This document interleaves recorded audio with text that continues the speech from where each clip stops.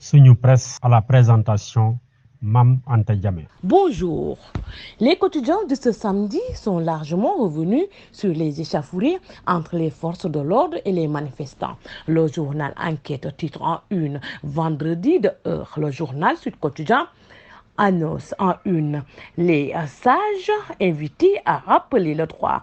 Le quotidien titre en une manifestation contre le report présidentiel un vendredi de sang. Les FDS répriment les manifestants et molestent les journalistes.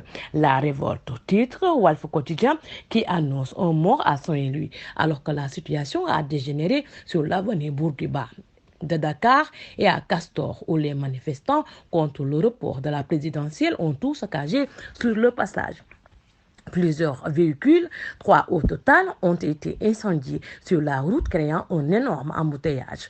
Des commerces ont été vandalisés, de même qu'une agence de banque située à Castor, dans la périphérie de Dakar. Des dégâts énormes ont été enregistrés à Koloban, au HLM, à Fas, usine Benetali, Castor, Médina et dans d'autres quartiers de la capitale sénégalaise, où la contestation n'a cessé de prendre l'ampleur suite à la décision du président Macky Sall de reporter la présidentielle du 25 février au 15 décembre, nous dit le journal Walf Quotidien. Alors que Macky Sall bâillonne la presse, fustige le journal Vox Populi qui annonce à une la contestation contre le report met le feu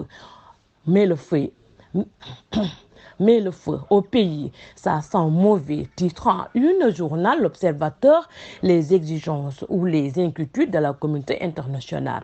Nous annonce aussi le journal. L'As Quotidien a une titre Dakar renoue avec les affrontements. Bosby le jour. Titrant une, le Sénégal enfumé. Alors que Source A nous dit que le Sénégal a touché le fond. Dakar en feu. Un mort à Saint-Louis, plusieurs arrestations annoncées. Plusieurs arrestations, annonce le journal Les Échos. Le quotidien national s'est intéressé, lui, au démarrage de l'appel des Lions ce samedi. Le journal Évidence titre en une fin de règne de tous les maux.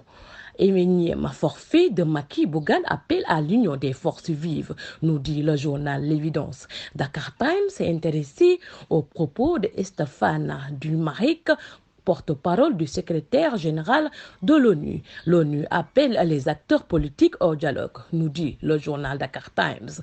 Walf Grand Place, Bougane a soldé ses comptes, titre le journal. Suñu Presse vous a été offert par l'Agence sénégalaise de la reforestation et de la Grande Muraille Verte.